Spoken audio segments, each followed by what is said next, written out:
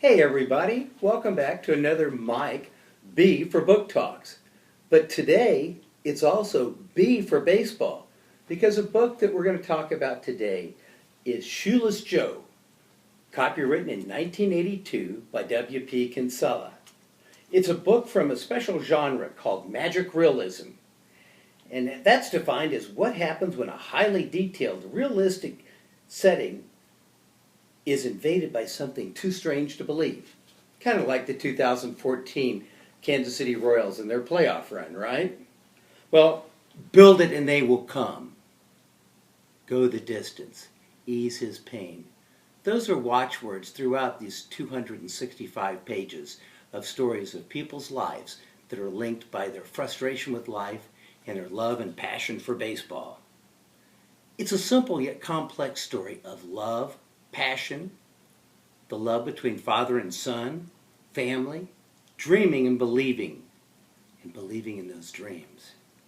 It's rich and nostalgic in how it looks at the nation's most cherished pastime. It's about that wonderful feeling of coming home, being safe at home. It's a story of baseball. It's set in Dyersville, Iowa. To get to Dyersville, you leave Cedar Rapids and drive north for 3 hours to the middle of nowhere and make a left. And when you get there, even today, you'll find that there is a baseball field in a cornfield. And that's what this story is about, believing and delivering. We're going to meet some great characters in this story.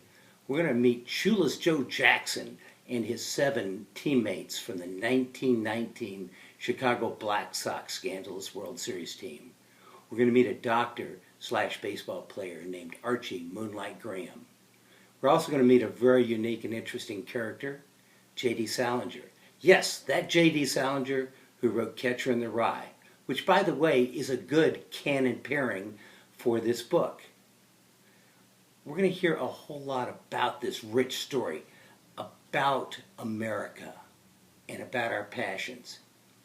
And by the way, for you movie buffs, this book is the basis for my favorite movie of all time, Field of Dreams, which came out in 1989, starring Kevin Costner and James Earl Jones.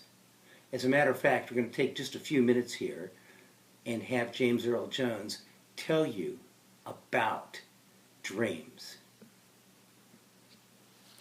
The one constant through all the years, Ray, has been baseball. America has rolled by like an army of steamrollers. It's been erased like a blackboard, rebuilt and erased again.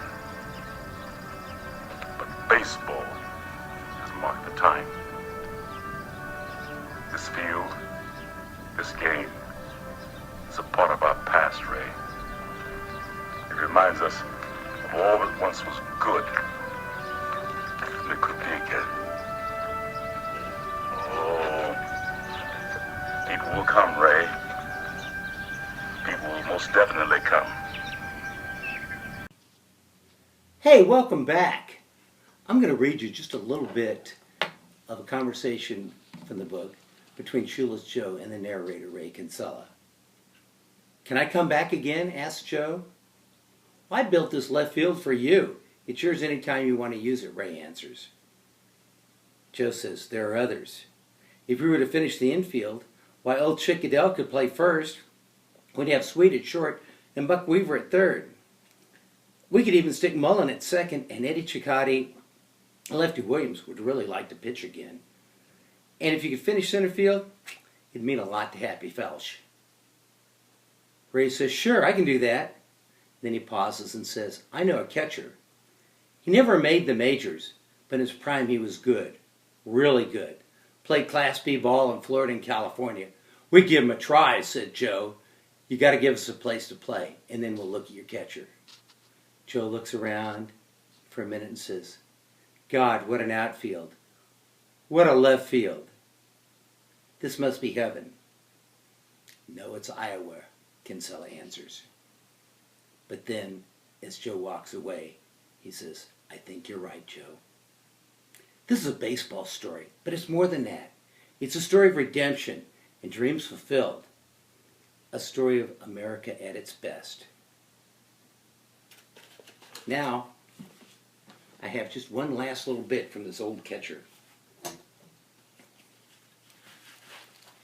I think you're going to enjoy this book a lot, so I'm going to ask you to read this book. See you between the pages.